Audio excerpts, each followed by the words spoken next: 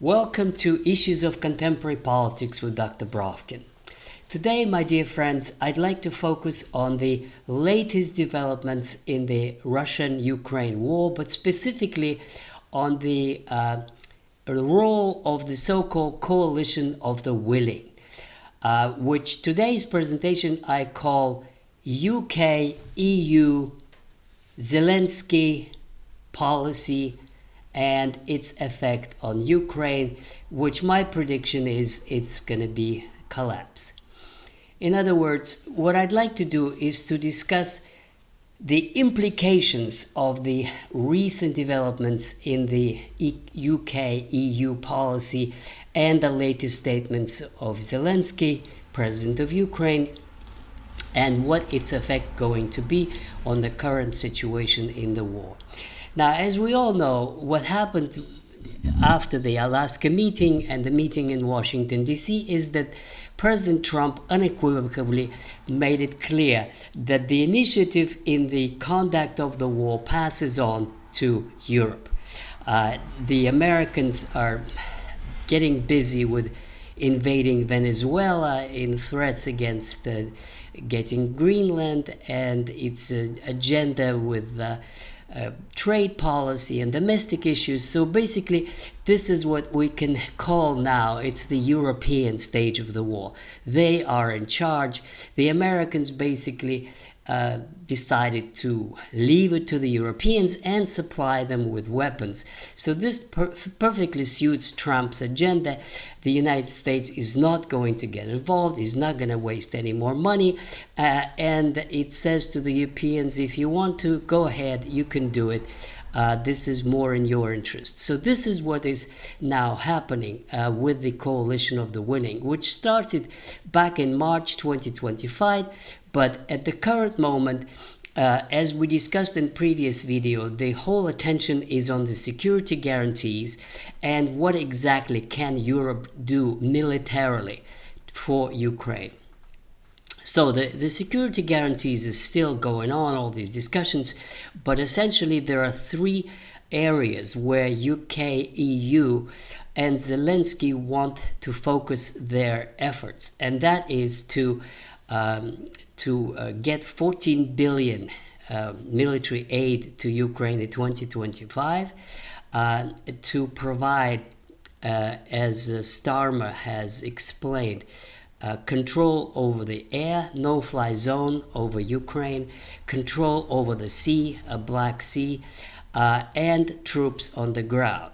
Now, all of that, of course, conditional that there's a ceasefire or peace, and they keep pushing for ceasefire because they really don't want peace, because if peace comes, then there might be talk of lifting sanctions or recognition of the borders. So what they prefer is to freeze the conflict as it is now, and to provide to arm Ukraine to a point that it would be able to, as they say, defend itself, or to use it as a bulwark against Russia.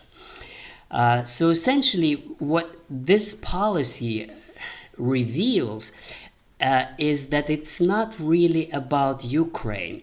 It is more about, if you want to be nice, it's more about defense of Europe. If you want to be not so nice, you could say that this is a policy to use Ukraine and Ukrainian army and Ukrainian soldiers to keep the war going, so that the Europeans can create a kind of a cordon sanitaire, as they did after World War I against the Bolshevik Russia. Now it's got a new cordon sanitaire against keep the Russians away from Europe.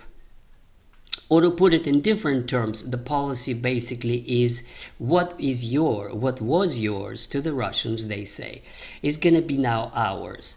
And we will have the control over the seas, over the airspace, and over economy of Ukraine. And that's why von der Leyen pushes the quick accession of Ukraine and Moldova to the EU. EU is more and more centralized. It's more and more a kind of a military political association than just an economic one. In other words, this is a message to the Russians. Ukraine will be, or most of it, or what's the rest of it, will be with the West, will be a part of the UK, EU military political sphere. Now, for that purpose, the coalition of the willing is designed to put some military strength into this agenda. And as Macron has announced, it is going to be about 30 countries that volunteered to participate. Now, the question that I'm discussing here, what can they do? What can they militarily do in the current situation, whether that would have any effect? And if it will not, what exactly the effect will be? So, of the coalition of the willing, there are actually quite a few, just actually 4 that are willing to put up the troops. Romania said that it can offer the bases that are already there for training and for logistics. Poland, basics, logistics and bases. Australia can contribute equipment. Estonia can contribute 500 soldiers, such a big force company. The countries that actually decided to announced that they could put a force on the ground, boots on the ground, is just 3: UK, France, and Estonia. That's it. Germany said that they cannot for political and historical reasons, and others. So you have essentially coalition of the willing boils down, of the 30, it boils down to 3, and of the 3, it's 500 men from Estonia. That means that the bulwark of the coalition of the willing, boots on the ground, has to be provided by the 2 initiators, which is UK and France. So that raises, of course, the question of military capabilities of these 2 countries. And when I looked at the current debate on that, it comes out that there are very few military capabilities of these 2 countries. According to Colonel McGregor, UK has only 26 tanks that are in working order. That the entire UK army that it can put right now into battle would be about 30,000. So they cannot afford much in terms of military force.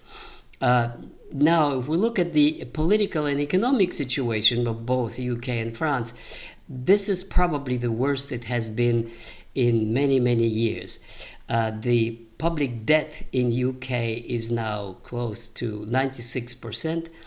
We all can see numerous news items in various media, videos and newspapers that there's a financial crisis, that UK is talking about IMF loan, that there's economic stagnation, there is an immigration crisis, there's a rise of Reform UK, Farage party, there are mass protest movements against immigration, there's a mass movement against the globalist agenda of open borders. And there's economic malaise that is essentially lack of growth and lack of investment and lack of vision for the future. Perhaps even worse is the situation in France. The Prime Minister Bayrou announced a speech which will be known in history as the Moment of Truth, where he admitted that there is no money for the coming budget. The coming budget, to be discussed in about 10 days, would probably lead to a vote of no confidence in his government. That would be a 3rd government to fall in the last year, basically because President Macron does not have a majority in the national parliament, in the Assemblée Nationale. There is a gap in the budget. And there is a growing national debt, which is, I think, 120% of the GDP. There's a productivity crisis. There is a demographic crisis in France, 1.3 children per woman. There is a rise of nationalist parties, specifically that of Marine Le Pen of 36%, the biggest ever. There's a catastrophic for Macron performance of French industry, rise of crime, rising anti-immigration movement, pretty much similar to Britain, but probably worse. And another biggest contributor to the coalition of the willing, Germany, not troops but money, but they don't have any money either. They have to cut their social spending, which was announced by Chancellor Merz. They have a collapse of industry. The industrial production has been stagnant at 0.2% in the last quarter. They have closing factories. They have economic stagnation. They have no growth, no vision, no confidence, and a need, it seems to me, to have an enemy and to project all that on that enemy, all this frustration. And that, of course, is Russia.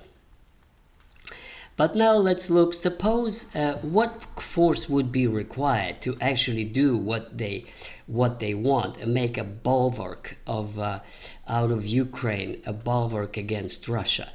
The interesting data was provided by Colonel McGregor in his video lately, but here are a few facts. The line of contact in Ukraine between Russian and Ukrainian forces is 2,500 kilometers. So that means this is a front. The two armies are confronting each other in the area of 2,500 kilometers. Now, if you draw a line of 2,500 kilometers, it would be a line from Hamburg to Sicily. This would be all of Italy, all of Germany and Switzerland. That's 2,500 kilometers. In other words, to have a force that could guard this kind of line of contact would be about 300,000 at the very minimum. Right now, there's 1 million supposedly on the Ukrainian side and 700,000 on the Russian side. So there is no way that the Europeans can come up with 300,000 troops. Now, they count on having most of them being Ukrainian and about 30,000 of the West Europeans. But even 30,000 would be very hard to raise in the condition that France and UK are facing now. So that seems that militarily this would be a negligible force which would not be able to accomplish anything other than to enrage the Russians. Then there's a money issue, and the spokeswoman for foreign affairs for EU, Ms. Callas, has suggested to use the frozen Russian assets. The Europeans have been discussing it. Starmer has been discussing it. To use the frozen assets essentially would be theft. And if there is a peace signed at some point, they're going to have to return that money, and they know it, and that's why they're reluctant to do it. To sum up, the Western policy, or UK-EU policy, is essentially designed not to help Ukraine to sustain the war, but is a policy ideal for Ukraine to lose the war, to enrage Russians more, and to get them to continue, because they will not accept Western control over Ukraine, Western control over Ukraine's skies and over the Black Sea. This would amount essentially to a NATO control over Ukraine, and that is one of the causes of the war, as the Russians announced many times, and they said that this force, if it enters Ukraine, will be destroyed. So at this point, it looks like this policy leads nowhere. Now, a few words about Zelensky. He has been trying very hard to maneuver between what he might have to do, sign a peace deal with a loss of territory, and at the same time to present himself as a defender of national cause, and Zaluzhny is trying to outpace him in this, and this is why I put them in the same camp. Zelensky, Zaluzhny, these are those who want to continue the war or if they want to sign the deal, is to have the rest of Ukraine as an armed camp with a similar security guarantees as Article 5. None of that is acceptable to Russia, and they are going to continue to fight. Now, but there is just one little dimmer of a hope, and that is that the Russians are not really interested in overrunning all of Ukraine.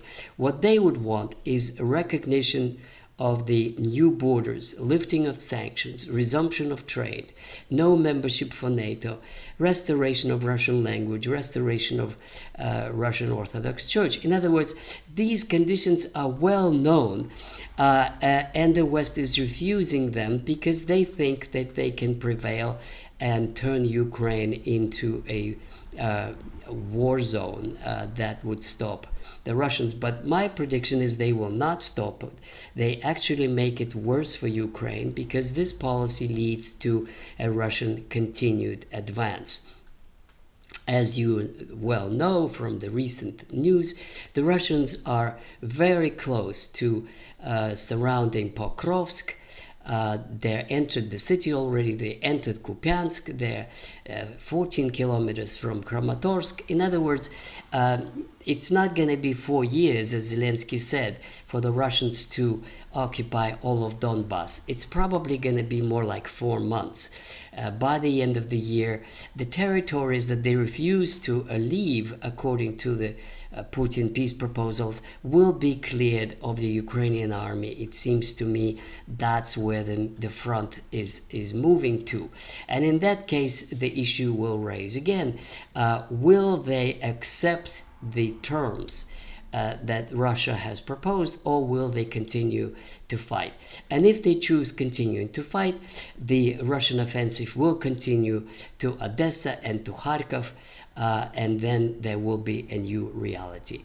Thank you so much for your attention, and I'll see you soon in another edition of Issues of Contemporary Politics with Dr. Brovkin.